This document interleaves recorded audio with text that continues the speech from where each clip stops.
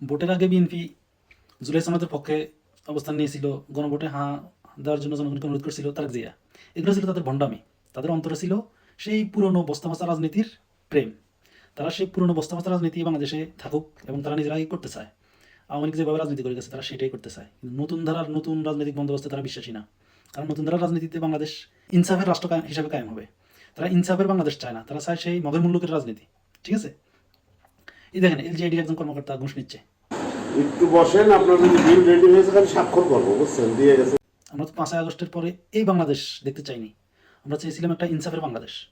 আমরা চেয়েছি যেখানে মানুষ সেবা পাবে, ঘুষ দিতে হবে না, চাঁদা দিতে হবে না, মানুষ নির্বিঘ্নে চলাফেরা করবে, তাদের নিরাপত্তা ঝুঁকি থাকবে না। কিন্তু আজকে কি দেখতেছি, তারা নিজেরা খুন খারাপি করতেছে, মানুষকে মারতেছে, সাধারণ পাবলিককে মারতেছে, ঘুষ নিচ্ছে, চাঁদা নিচ্ছে, কি যে একটা অবস্থা।